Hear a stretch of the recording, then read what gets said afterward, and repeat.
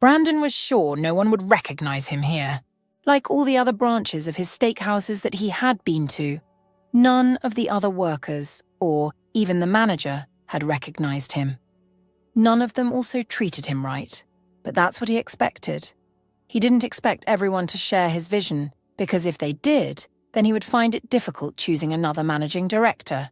What all his managers didn't know was that the managing head, whom they all reported to, had just resigned. Brandon was the owner, founder and CEO of the organization, and he needed a replacement for the just retired managing director. Jonas, the director that had just retired, was more than just a director. He was a good friend of his and was perfect when it came to the vision that he had for the company. Sometimes, it was almost like he and Jonas were the same person. Hence, it grieved Brandon when Jonas dropped the resignation. But now, he was on a quest to find someone that would at least try to fit the shoes Jonas left behind. Brandon opened the door and allowed the smell of juicily cooked steak and spices to fill his nose. The aroma of the place filled him with a sense of pride, for it was his recipe that produced such heavenly scent.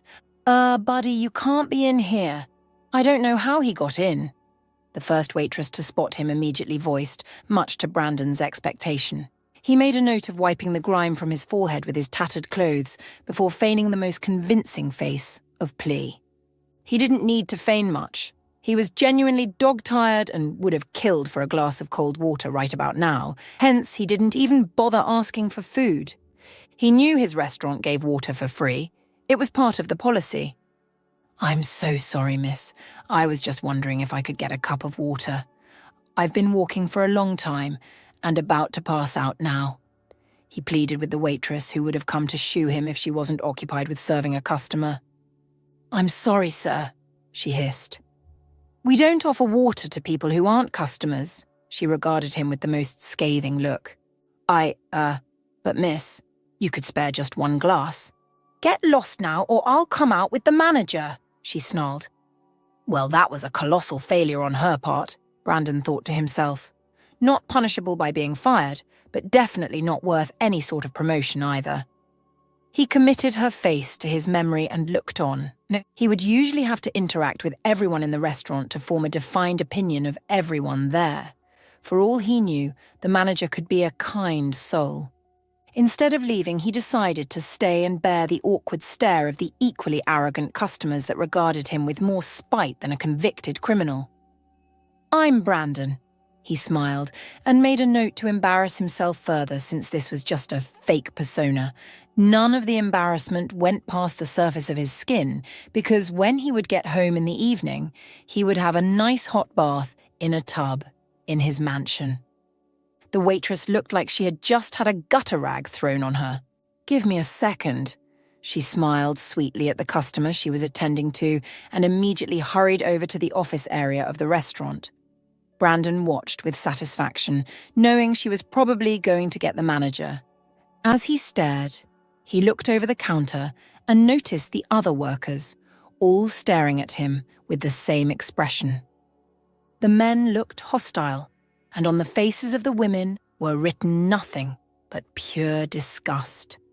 "That's all right. Just the manager now," he thought to himself. As he looked on, one of the waitresses passed by him. She must have been inside the kitchen because he didn't see her behind the counter. What made him keep his eyes on her is the simple fact that she kept hers on him. There was not a shred of disgust on her face, not even a surprise. She just passed him and went to serve another customer, and, on her way back, she stopped by him. "Hey, can I get you anything?" she asked with a bright but concerned smile. Her honey-coloured hair had strands spilling across her face, probably roughed by all the work she had had to do from the morning till the midday, and her blue eyes were also fatigued, but there was still that smile on her face. "Hi, Jesse, get back to work, now!" A commanding voice growled from the side, snatching Brandon's attention from the face he was so lost in. The girl immediately scurried to fulfill her boss's desire, leaving Brandon to face the man whose face held anything but good intentions. "I'm so sorry to bother your fine establishment, sir, but I was just, thirsty, and if I could—" "Hold it!" The man, not past his early 40s, threw a silencing hand up, and his cruel scowl enforced his desire to have the homeless man in front of him shut up. "Look around you," he snarled. Brandon took a confused glance around the room. "Do you see anyone looking like you?" "Sir, I don't deny the fact that I don't belong here, I swear it. I would not even try to stay. I'm begging you, sir. A glass of water," he pleaded again. "I'd leave right after. There's nowhere else to go." The desperation in Brandon's eyes was now real, majorly because he really needed that glass of water. He was hoping for the goodwill of humanity, even though they treated him like trash. Humans are like that. Most of them lack basic empathy, but if they're persuaded enough, they'd budge. A lot of that caving was because it took more time and energy to drive the beggar away than to pull out $1 from their wallets, and a lot of them had their lives centered around efficiency. That was what Brandon was banking on, that it would save the manager more time and energy to just ask a waiter or waitress to get him a glass of water than it would for him to undertake the full process of driving him out. How wrong he was when he saw the man's eyes flare with disgusted indignation. "You're going to stay here, and then in 30 seconds, or after you leave, the purse of one of my customers is going to get missing. Nice try, buddy. Move before I call the cops," the man barked. Brandon was, at this point, resigned to fate, knowing that kindness had eluded the entire place. He was going to leave now, but that wouldn't quench his hunger or thirst. It had been a long morning. To that regard, Brandon reached into his pocket and fumbled. He fumbled because he had his wallet in there, still in mint condition, in case any serious altercations were to happen. At least, he could reveal his identity to the cops at the last minute.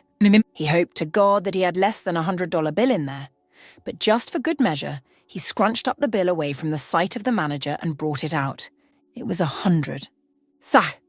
Being rich could sometimes be an inconvenience. "This is all I have. If I can get like a $10 meal and then the change, or a soda or something." He stretched the money out to the manager. Paying for his food wouldn't be an embarrassment to him now, even if he was isolated from the rest of his customers for his looks. The manager's face unfolded into more fury, which Brandon didn't think was possible since he had gone through at least 3 different stages of anger already. "Get your filth out of my restaurant now!" Each word seeped out with so much venom, Brandon would have been corroded away if words had the ability to affect the physical composition of the things they were directed to. "I can't even stand looking at you. Henry, make sure this man is on the street where he belongs. In 5 minutes, if I come out and meet him here, you'll have your job to pay," he barked and stomped off, pausing between each table to offer apologies for the grave disturbance. "No worries, Henry. I'll be on my way." Brandon smiled sadly at the youngling that was sent to usher him out. You could tell Henry didn't like the task, and Brandon wanted to save him the trouble. He made his way slowly out of the room, noting a few things that he would call later to inform the manager about. It was his steakhouse after all. The ornamental plants looked like they needed replacing a long time ago, and some lights were faulty. It irked him to think he would have to respond cordially to the man that had just treated him like trash a few moments ago. He walked out, but not far from the restaurant. He really was hungry, and even though this was his last trip, he still had a long way to go back home. He needed food. He thought of waiting till a customer tried to enter and persuading them with money to help get him something, and so he waited by the side of the building, a little towards the back, away from the direct line of sight of the manager in case he came investigating. "Hey!" a small voice called out to him after he had begun dozing against the wall. He opened his eyes to see that it was the waitress from inside, the one with brown hair that didn't look at him like he was a diseased rat, carrying the bubonic plague. "Back," she nudged towards the back of the steakhouse. "Quickly. Break isn't long, and I have to split for both of us." She had a brown paper bag in her hand that she kept in the side of her that faced away from the windows inside the restaurant in case anyone saw. Brandon crawled in desperation after her, and they were in the back of the restaurant, away from prying eyes. She opened the bag without looking at him, but that was because she seemed to be in a hurry. "I got 2 burgers," she smiled proudly. "One for each of us. We'd have to share the Sprite, though. It's difficult to sneak out more than 1 cup." She stretched, took a big gulp first, and then stretched it out to him. You know, I probably shouldn't. I'm dirty and having to share with you. Oh, I know, she gave him an assuring face. I've taken all I need. There's tap water inside that I could get full on later. Thank you. Brandon accepted the cup from her and took a large gulp. She filled the cup to the brim, so her own sip was less than a tithe of the entire thing. As rich as he was, Brandon would remember this day as the day he enjoyed a makeshift employee-styled burger. It wasn't the usual on the customer menu, and was all the things she liked. He would go as far as to critique it, and note that the patty wasn't the best, probably an older bun than he would normally condone. But to him, that moment, the meal was heaven. The gratitude shone from more than just his eyes. He thanked her with every bite. Oh, please, stop already, she tried, hiding her blush from him, but it was futile. I wasn't going to let you starve, no matter what. Why? He felt the sudden impulse to ask. Why? She responded to his question with the same words, but the meaning was clearly communicated. You should have seen your face. You were lucky you didn't pass out inside, and that shouldn't happen to anyone. She had her face set in determination. Thank you, Brandon said again, after the last bite of the burger. Done already? Yeesh! Now I feel like I should have bought 3 burgers, she chuckled and continued eating hers. She paused to offer it to him. I could get another one later. We have fast breaks and stuff. But Brandon shook his head. He was going back home to a sumptuous dinner. He just needed something to get him through the journey back. No, it's fine. You've given me more food than I've had in days, miss, he lied with a chuckle. It's Jessie. You're...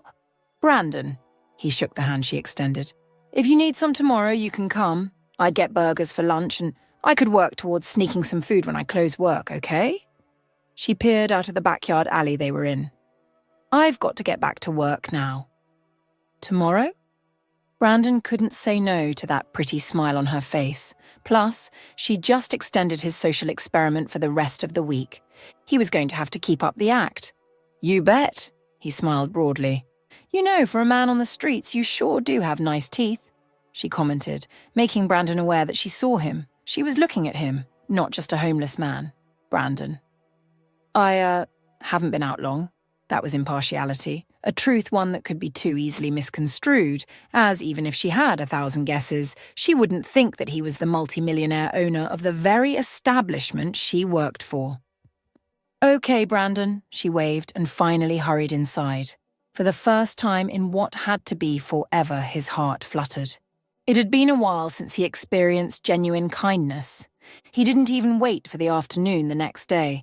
By around 11, Brandon was already somewhere around the restaurant. He avoided coming too close at first because he feared one of the other loathsome employees would spot him and report him to the manager, who would then call the police and end up terminating his little experiment. Hence, he waited till it was lunchtime. He didn't mind the sweltering heat of the East Coast midday. As long as there was shade and he was safe from direct contact with the sun, he was good to go. The early morning jog he had before making his way here had built up enough grime to give his dirty homeless look some glimmer, and wearing the same clothes as yesterday was spot on. After what seemed to be an eternal wait, he saw Jessie exit the building with the same brown bag as yesterday and scan for him. He immediately tossed his phone in his pocket, but not before putting it on the silent mode.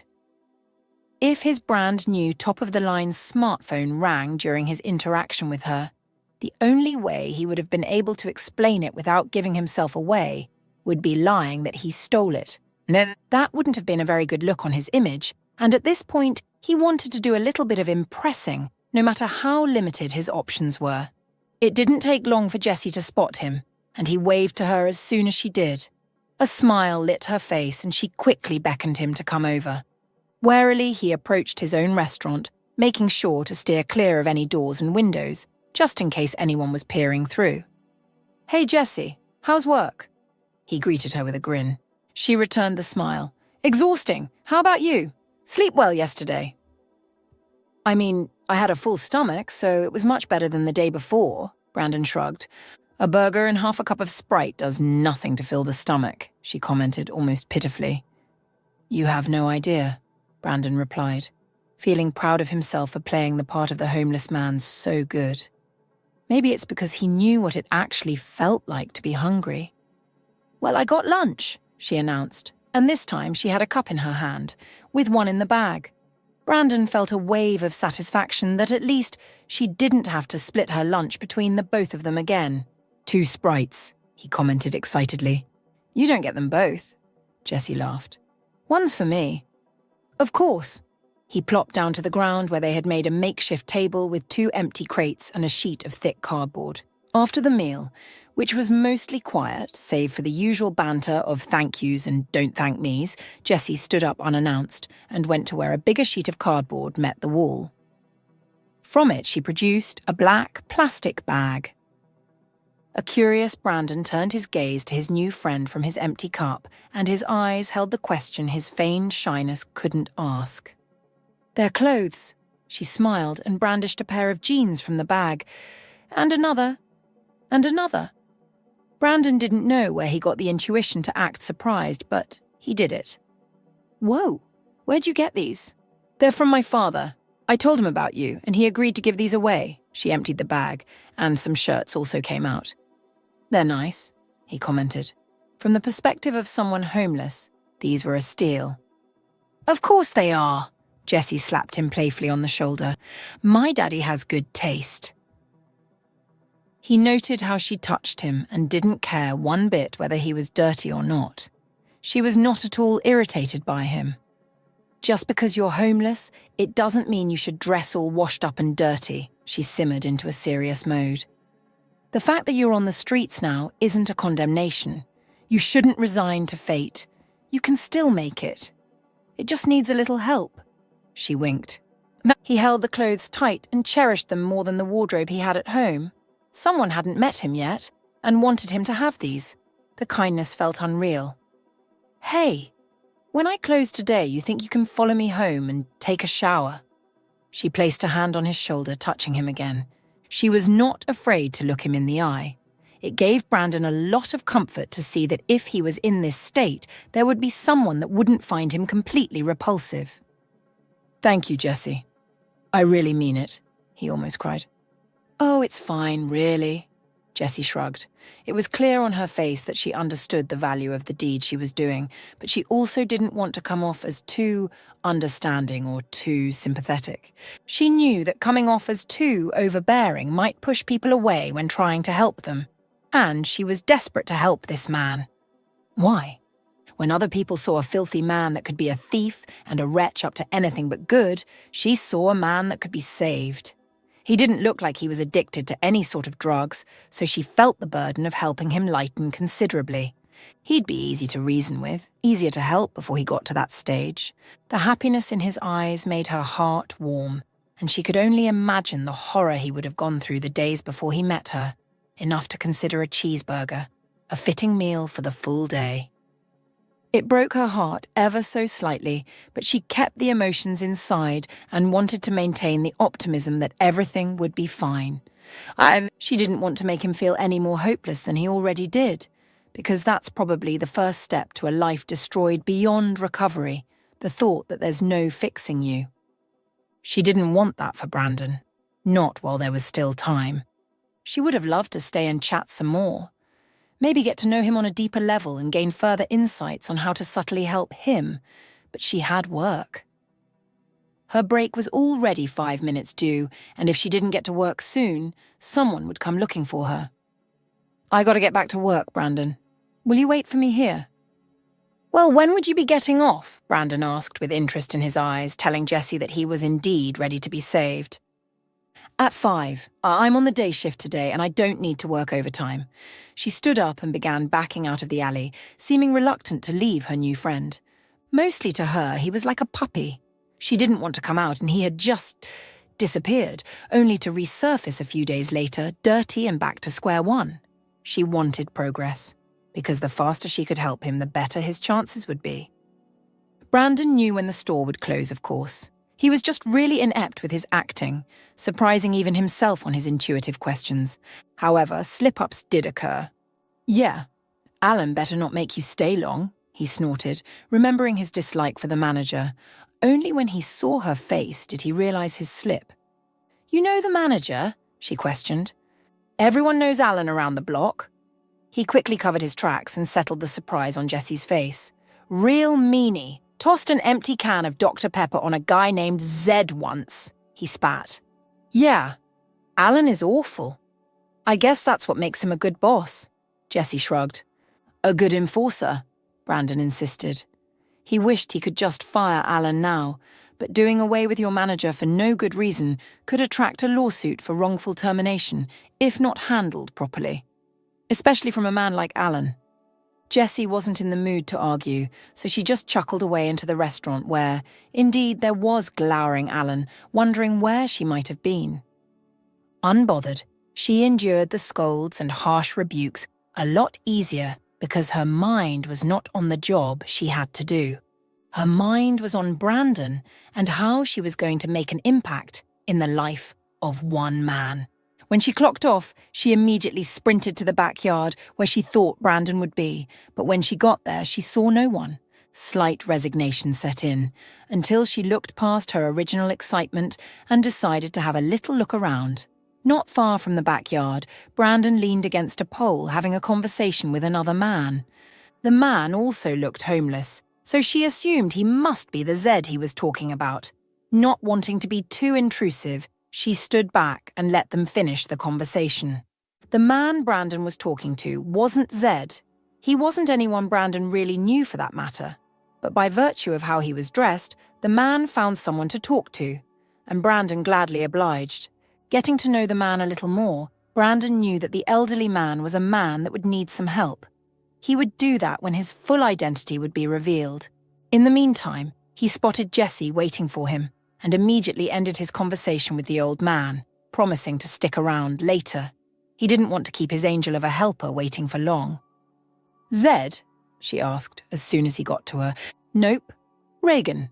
Zed hasn't been here for a long time. I doubt he's coming back," Brandon fibbed. "Right."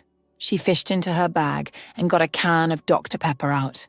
"For the road," she stretched the can to him with a smile.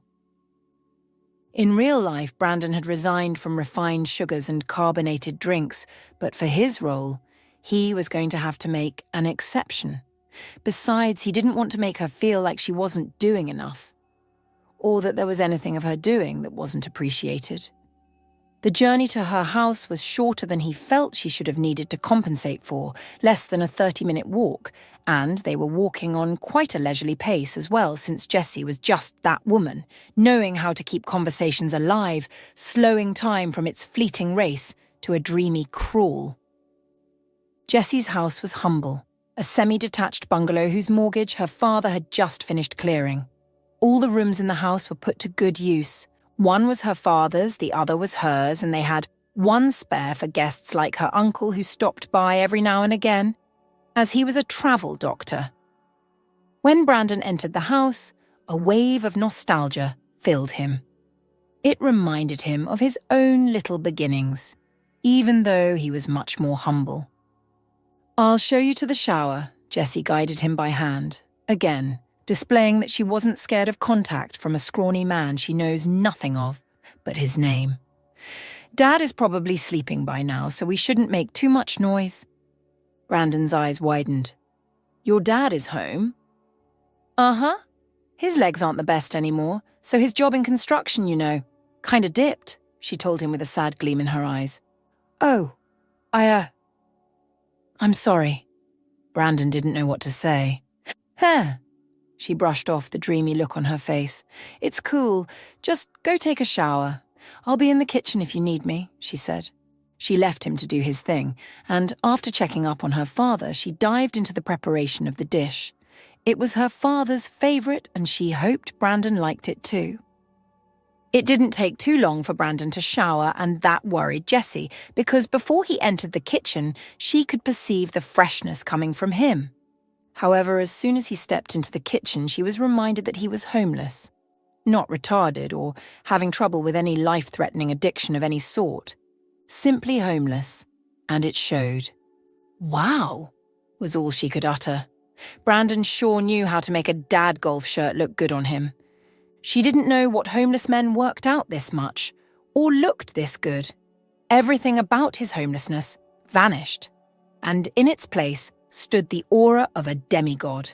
He looked down at himself and made minor adjustments and stretches, showing off his toned muscles and making butterflies pool at her belly. The trousers seemed a little oversized at the waist, but he already had a belt on him, so he was able to keep it on his waist. All cleaned up, she shook the intruding thoughts out of her head and managed to say. He smiled and showed off his perfect dentition, bringing his clean look to a complete circle. "Thanks to you," he replied. "I'm done with the gravy. Do you like it with rice or cornbread?" "Anything, honestly. I'll have the gravy itself if I could," he chuckled. It actually smelled good, and the only thing that stopped him from going close enough to peer into the pan and soak up all the aroma was the respect he had for her and the reservation he was supposed to keep up. She laughed. "Cornbread it is, you'll love the dinner." As they enjoyed each other's silence, there was the dull sound of rolling against the wooden floorboard that Jessie knew all too well. Only Brandon had to turn to check it out. "Hey, Dad," Jessie called without looking back as she was really invested in the dinner she was making. "Good evening, Mr. Jessie's dad." Brandon stepped back and allowed the smiling man to roll into the kitchen. He wasn't too elderly, so there was still a lot of black on his already balding hair. Jessie was a spitting image of her father, and the warm, accepting smile on his face showed that the fruit doesn't fall too far from the tree. There was absolutely no look of animosity on his face whatsoever. "Ah, you must be Brandon. Handsome lad you are," he grinned. "It's me, sir." "I really appreciate the clothes." Brandon shyly showed the man his limbs where the clothes rested, to which the man simply smiled. "I'm glad. At least the clothes are actually being put to good use. They finally fit someone better than they do me," he laughed cheerily, his middle-aged face creasing and wisdom lines spreading over his eyes. "They're the best things I've worn in a while," Brandon replied with good nature. "I'm sorry about the things you might have had to go through. You know, out there. It's a cold world, and the government is even colder to its people, but it's a phase. People have passed it. You will too." Brandon nodded as Jessie's father admonished him. "I can see the fight in your eyes. It's not over." "Heck, it's not over for me, and I'm in a wheelchair," he laughs.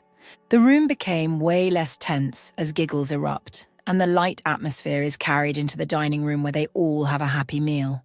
Not once did Jessie's father ask about anything that led to his homelessness, which was a relief because Brandon had nothing planned. He didn't think he would get this far into the homelessness law and so didn't feel the need to come up with a backstory. Jessie's dad, Hugh, was full of stories about his own rough beginnings, and even though Brandon's reality was a stark opposite of what he made it out to be, he actually did learn a thing or two about determination, happiness, and everything in between. He also understood the backbone of the love Jessie harboured in her heart.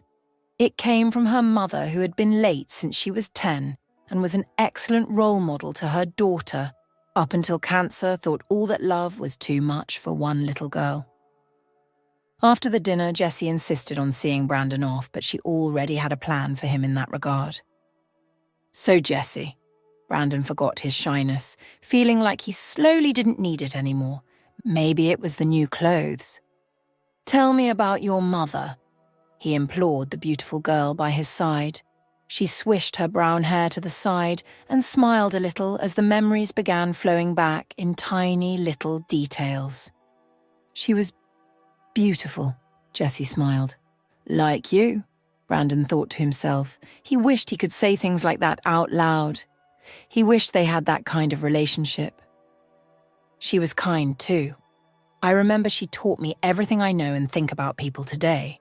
She always said never to judge people by what they look like on the outside.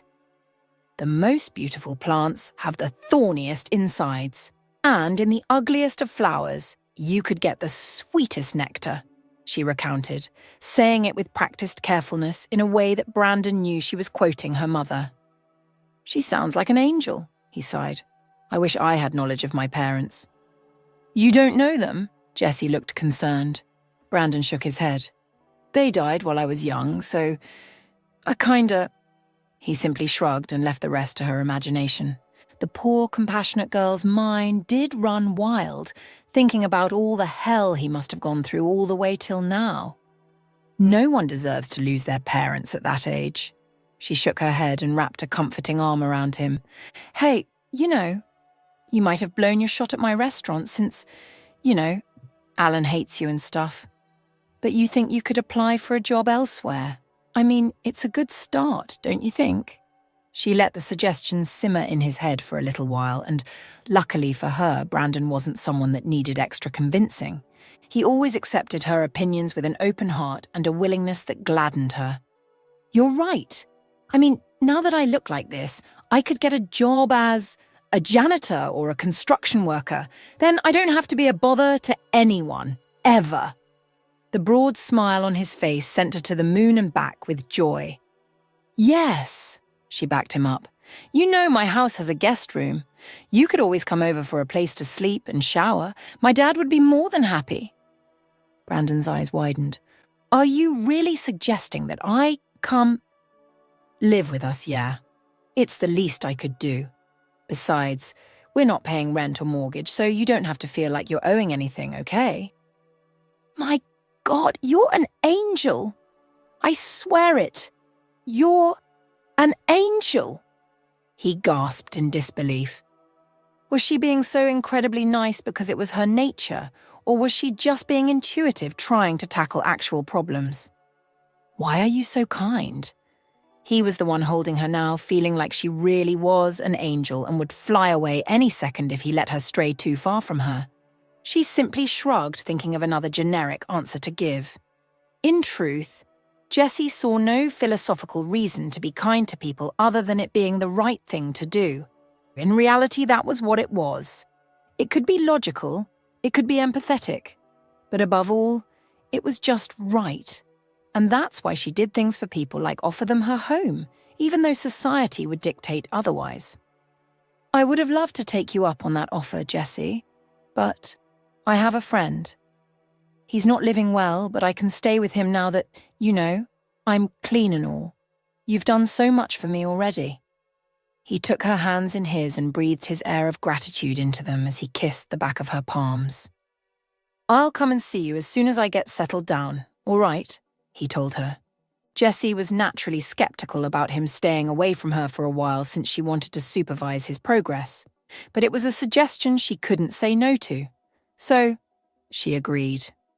Be safe for me, Brandon, and remember that job thing I told you about, she told him as she began backing in the direction of her house. My friend might have some ideas. Brandon nodded. I'll see you soon, Jessie, he waved goodnight to her. Good night. Not goodbye. Brandon got home feeling like a homeless man that was just taken care of. Well, that was in fact what he was, but getting home he was supposed to shrug off that life. He didn't want to. He didn't want to forget Jessie so easily. In fact, he was sure he had found the right person for the job and left to him, he would have just put the entire thing to closure, however.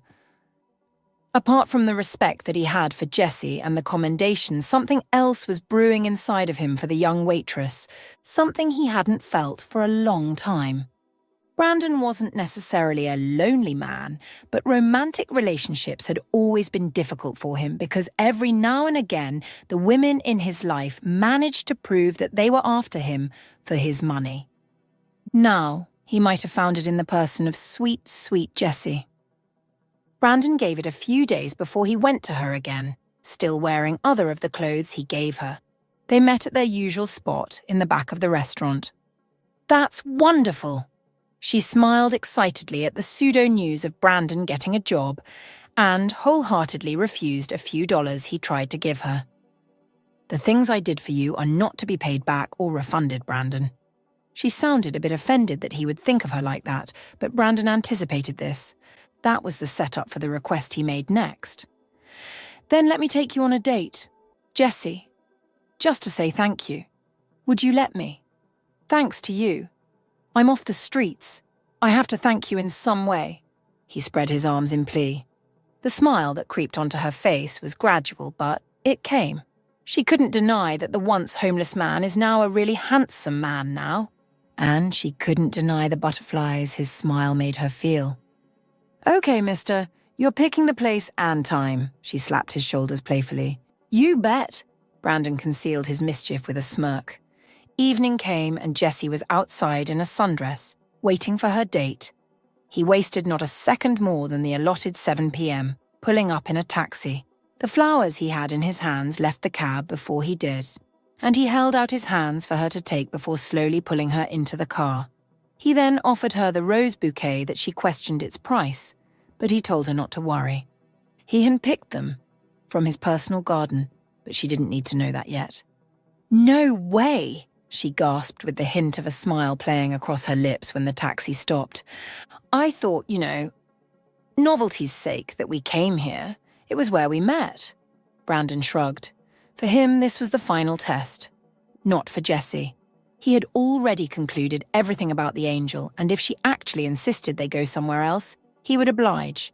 But he would try to convince her to enter. He wanted to give Alan and the others a chance to redeem themselves from their undiluted wickedness, especially Alan, the manager of the place. He needed a reason not to fire the guy, and this would have to be it. "Brandon, it's just super weird is all. Aren't you worried Alan would recognize you?" she asked, concerned. "Are you worried Alan would recognize you?" Brandon threw the question back to her. She rolled her eyes and exhaled. "Alan doesn't worry me. Losing my job does. And since I'm off work hours, he can kiss dirt if he tries anything stupid," she declared boldly. "Well then," Brandon opened his arm for her to link. "Shall we?" The both of them walked into the restaurant, ready for what the steakhouse and its staff had in store for them. They settled down, and the first person to attend to them was the waitress that Brandon met first when he came in. She had a nice smile on her face that immediately vanished as soon as she recognized him. "Jessie, what's this?" she asked in a blank, unimpressed tone. "What do you mean, Lillian? Aren't you going to take our order?" Jessie threw back. From the exchange, Brandon could tell that the both of them didn't have a nice history. That checked out. Surely, a girl as cruel as Lillian would never validate the empathetic opinions of Jessie. "Well, what do you want? Leftovers?" She rolled her eyes and scoffed. "You even came here on a date. You should have seen where my boyfriend took me. We spent $400 on the food alone," she rambled about her exotic life. But all that was on Jessie's face was disgust. That was the first time Brandon saw an expression on Jessie that didn't reflect kindness. It was because she didn't tolerate the vain obtuseness that spewed out of the mouth of her co-worker. "Get us the 14-ounce spiced ribeye steak, medium rare, and Greek salad. If I could have a linguine on the side as well, I'm a little bit indecisive." He glanced at Jessie, who had her jaw slightly ajar from how he just recited items from their menu offhand. "Marinara on the linguine, please." He winked at Jessie, who still looked stunned. "Whatever. We'll have to place someone on watch. Make sure y'all don't run off or anything," Lillian rolled her eyes. "It'll come out of your pay anyways. And you'll be fired for theft." Jessie did a mean, childish imitation of what the embittered woman sounded like before sending her off with a scathing order. "Just do your job, Lillian." She then turned to Brandon with a glower. "What was that? And how are you going to pay for all those?"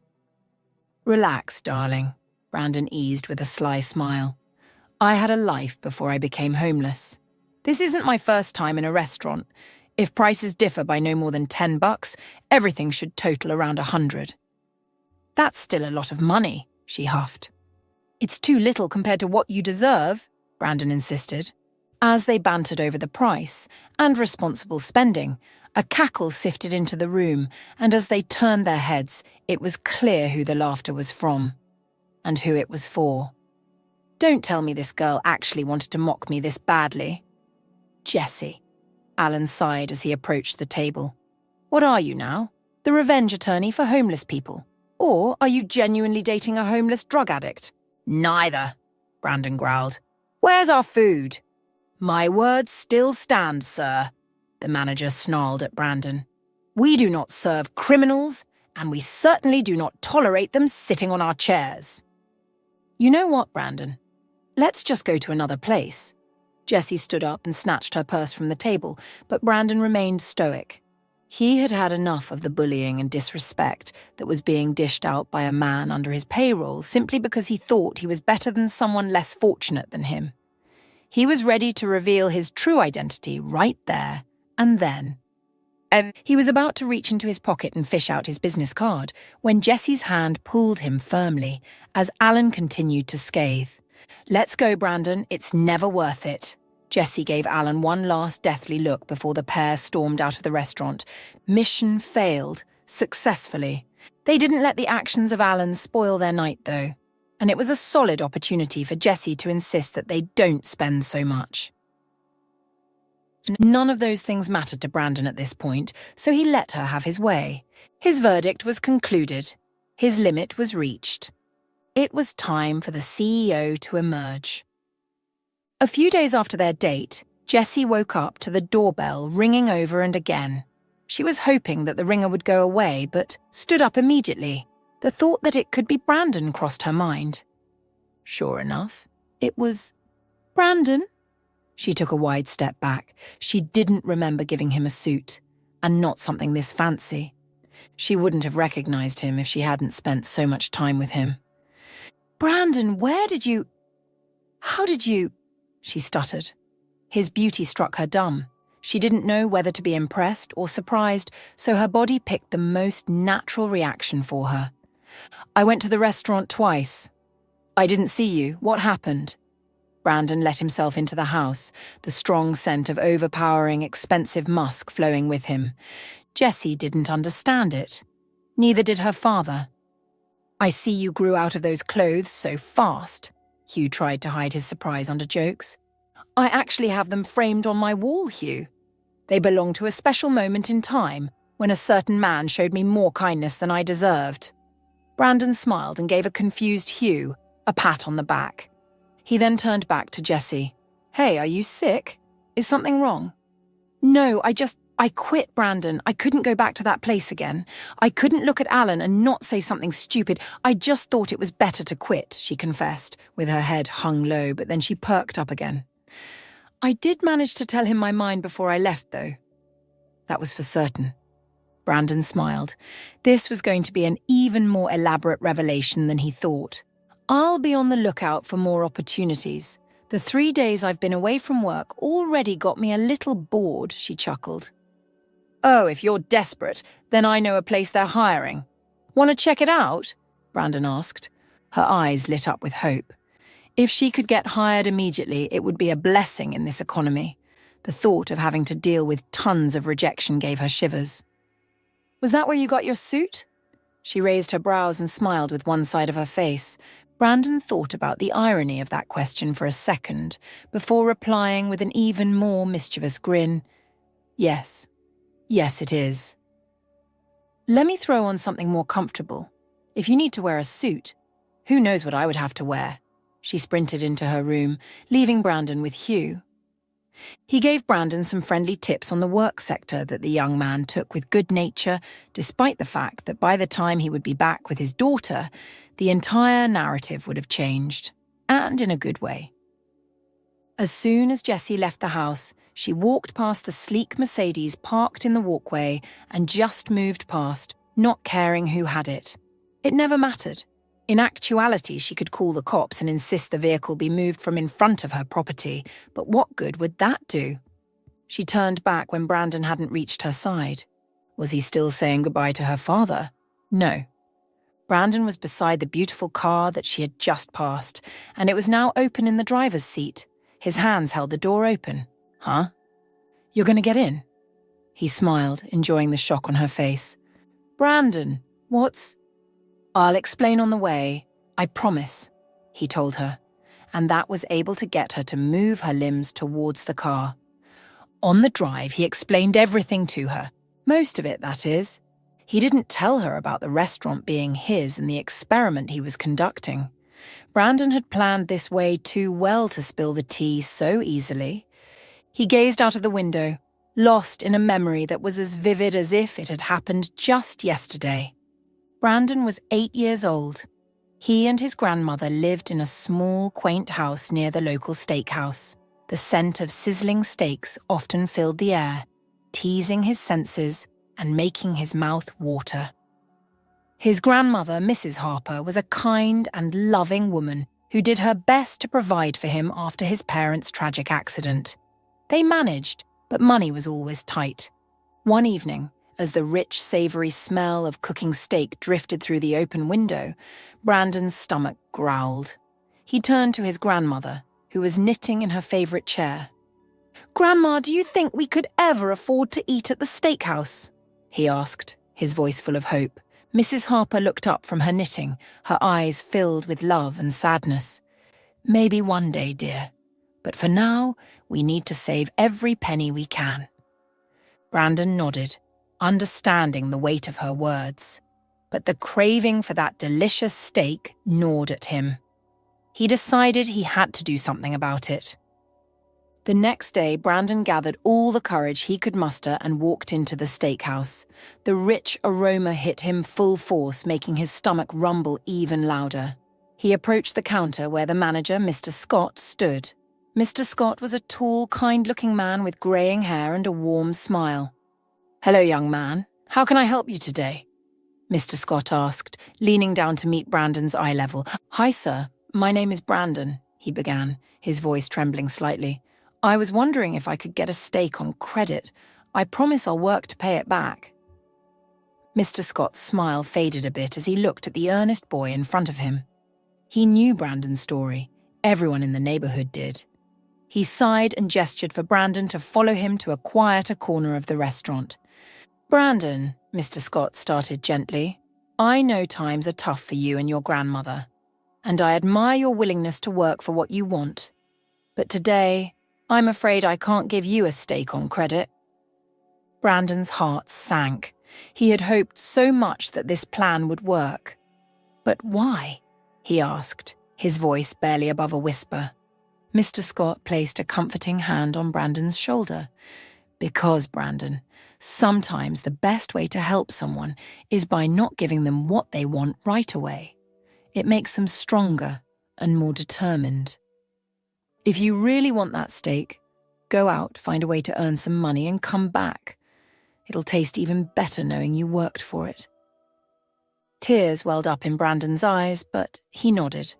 "Okay, sir, I understand." Mr. Scott smiled warmly. "I believe in you, Brandon. You'll find a way."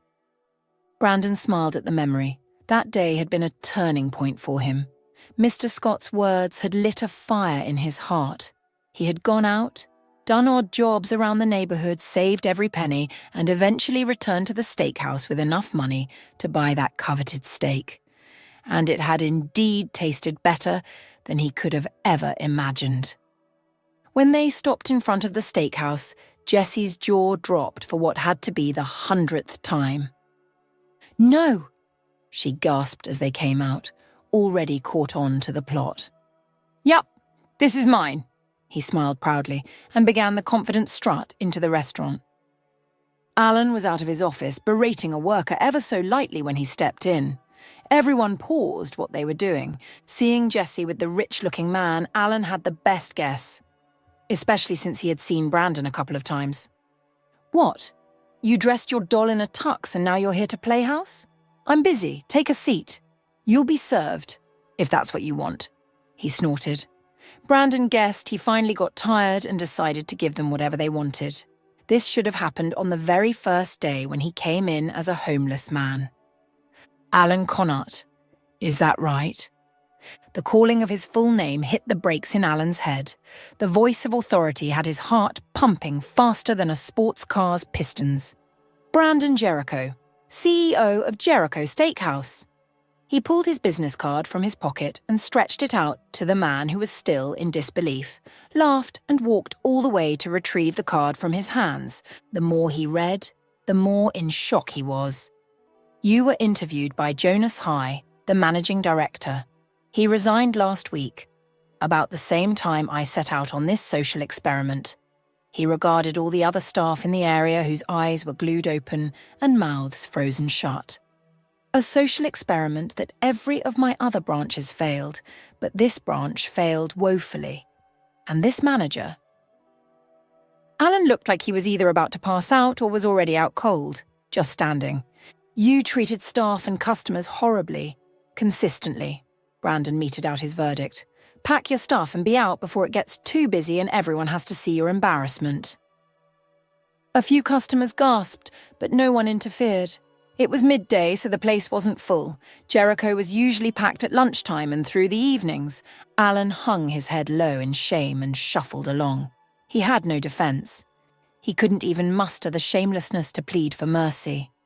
Lillian, you work your last month here and turn in your resignation as well, Brandon commanded. Same offence as your boss? Ex-boss. Lily also uttered not a word. How could she? What would she have said? To Jessie, he was an entirely different person now. The small voice was replaced by domineering nonchalance. She felt chills run down her spine, knowing she was on the good side of such power. Everyone, meet your new managing director. Brandon took Jessie's hand and lifted it in the air. All the customers cheered, forcing the staff to a reluctant cheer. Jessie herself was stunned. Brandon then leaned in to whisper to her, "And my girlfriend, if she will accept by giving me a simple nod?" When he stepped back, tears filled Jessie's eyes as she nodded enthusiastically. "Of course, Brandon," she jumped into his arms and held him close. Now, all her help might have felt inconsequential with his revelation, but Brandon knew one thing. She helped him into love. Genuine love. Jessie looked around and stretched her hands to someone among the staff. A middle-aged woman emerged and welcomed the embrace of her young friend. "She's worked here the longest," Jessie told Brandon with a smile. "And she helped me sneak lunch to you the second time you came. The Dr. Pepper was also hers. I think she can run this place. You know, saving you the need for an interview." "Good, you're the new manager. Think you can handle it?" He looked into her name tag. "Helen." Yes, sir." The eyes of the janitor lit up. "It's mundane stuff, mostly. Anything you can't do, delegate. But if something goes wrong, I'll ask you questions.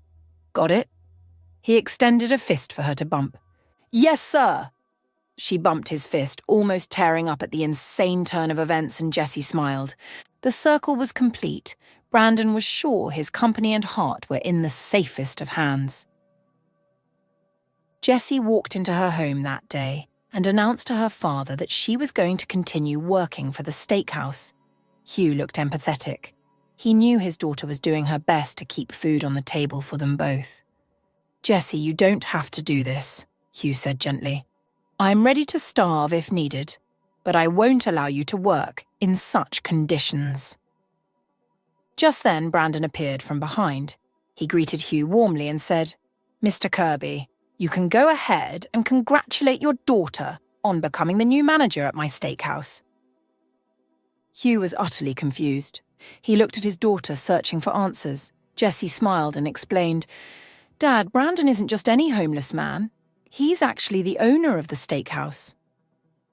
Brandon approached Hugh and placed his hands on Hugh's shoulders. "Thank you for raising such a kind daughter," Brandon said sincerely.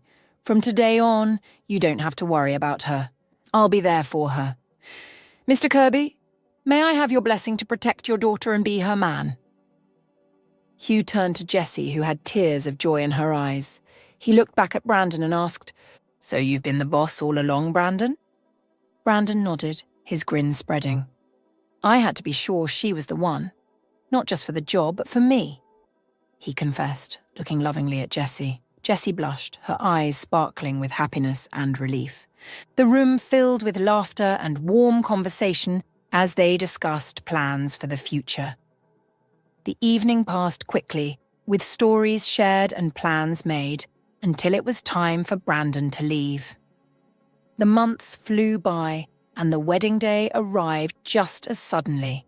The ceremony was beautiful, set in a small chapel adorned with flowers and soft music playing in the background. Hugh, dressed in his best suit, took his place in the front row, his eyes moist as he watched his daughter walk down the aisle. Jessie, radiant in her white gown, walked confidently towards Brandon, who stood waiting with an adoring smile. As they exchanged vows, Hugh felt a profound sense of joy and gratitude. His little girl was starting a new chapter in her life, one filled with love and new responsibilities. After the ceremony, as guests mingled and celebrated, Hugh approached Brandon, clapping him on the shoulder. "Take good care of her," he said, his voice steady but emotional. Brandon nodded, clasping Hugh's hand. "With all my heart," he assured. As the evening drew to a close, Hugh stood alone for a moment, watching the young couple laughing and dancing. He wiped a tear from his eye, knowing that Jessie was embarking on a wonderful journey.